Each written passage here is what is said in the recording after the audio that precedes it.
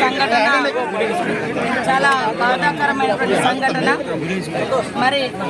మరిపేడ మండలం నుండి ఎల్లంపేట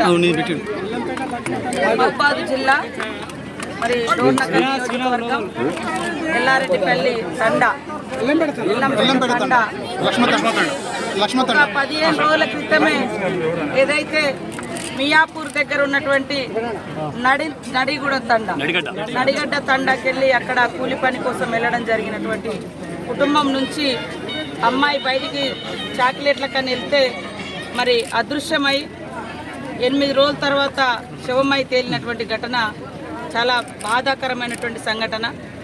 పోలీస్ అధికారులు కూడా ఇలాంటి ఘటనలు జరగగానే, ఫిర్యాదు జరగగానే గస్తీ పెంచి దోషులను వెంటనే శిక్షించాల్సిన అవసరం ఉంది. నిర్లక్ష్యం చేయాల్సిన అవసరం లేదు. ఖచ్చితంగా వెంటనే పట్టుకోవాల్సిన అవసరం ఉంది. అంటే ఈ రోజు వరకు కూడా అసలు క్లూస్ అనేది దొరకట్లేవు అనేది అక్కడ స్థానికంగా రంగారెడ్డి జిల్లా పరిధిలో ఉన్నటువంటి పోలీస్ అధికారులు చెప్తా ఉన్నారు. ఇది నిర్లక్ష్యం, ఇట్లా నిర్లక్ష్యం ఎట్టి పరిస్థితిలో ఉండకూడదు. ఒక ఎస్టీ బాలిక గతంలో కూడా ఈ ప్రాంతంలో మేము 2-3 ఘటనలకు కూడా రావడం జరిగింది. మైనర్ బాలికలు కానీ మహిళల మీద గత కొన్ని సంవత్సరాల క్రితం కానీ ఇక్కడ గుట్టలలో కూడా అమ్మాయిని రేప్ చేసి చంపేసినటువంటి పరిస్థితి కూడా మనం చూసినాము. ఇవన్నిటికి కూడా అంతం పలకాలన్నటువంటి లక్ష్యంతో వీటికి మూలంగా ఉన్నటువంటిది విచ్చలవిడిగా ఈ అత్యాచారాలు, హత్యలు చిన్నపిల్లల మీద ఇవన్నీ జరుగుతున్నాయి. అంటే విచక్షణ కోల్పోయి దానికి మూలం గంజాయి, డ్రగ్స్ అనేది సీఎం రేవంత్ రెడ్డి గారు గుర్తించే ఈరోజు వాటి మీద ఉక్కుపాదం మోపాలన్నటువంటి సంకల్పంతో అధికారులకు అందరికి కూడా ఎప్పటికప్పుడు అధికారం ఇవ్వడం జరిగింది.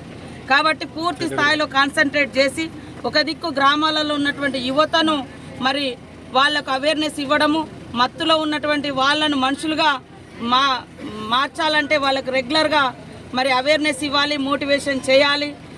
ఎక్కడెక్కడైతే అలాంటి గంజాయి మత్తులో ఉంటున్నారో లేకుంటే డ్రగ్స్ మత్తులో ఉంటున్నారో వాళ్ళని ఐడెంటిఫై చేసి వాళ్ళ రోజువారీ కార్యక్రమాల మీద కూడా నిఘా పెట్టాలి.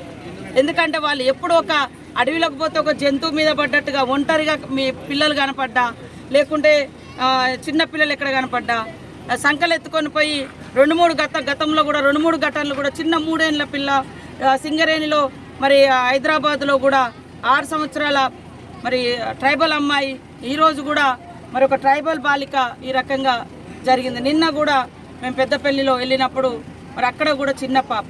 కాబట్టి దీనికి మూలం ఏంటిదో ఆ మూలం మీదనే ఉక్కుపాదం మోపాలి అనే ఉద్దేశంతో ఇవన్నీ కూడా మేము పర్యటన చేస్తూ సంబంధించినటువంటి రిపోర్ట్స్ కూడా తీసుకుంటున్నాం. దీనికి సంబంధించింది ఇంకా బయటికి రాలేదు. ఖచ్చితంగా అధికారులను అక్కడ రంగారెడ్డి కలెక్టర్ గారిని అదేవిధంగా మిగతా అధికారులందరినీ కూడా ఆదేశించడం, తొందరలోనే రిపోర్ట్ ఇవ్వాలని.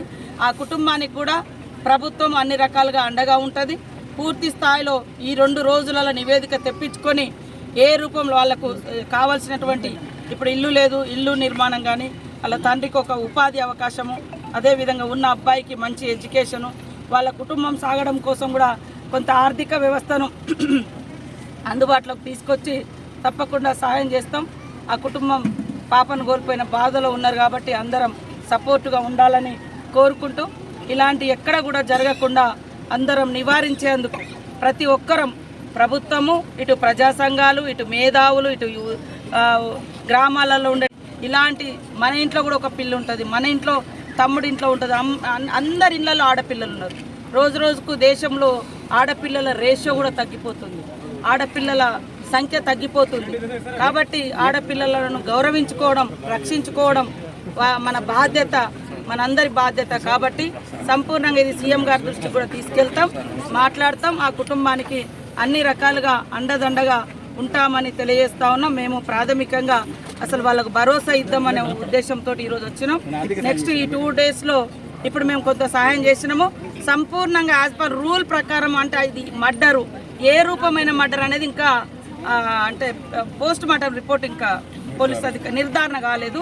కాబట్టి ఆ యొక్క సెక్షన్స్ అనేది ఆ ఇన్సిడెంట్ని బట్టి ఆ చర్యను బట్టి ఉంది కాబట్టి అఫీషియల్గా తొందరలోనే దానికి సంబంధించినటువంటి రిపోర్ట్ తెప్పించుకొని తొందరలో ఇక్కడ స్థానిక ఎమ్మెల్యే గారు, ఎంపీ గారు, నేను అందరం మళ్ళీ మీకు స్పష్టమైనటువంటి డిమాండ్ అంటే వాళ్లకు సహాయాన్ని ప్రకటిస్తామని కూడా తెలియజేస్తాం.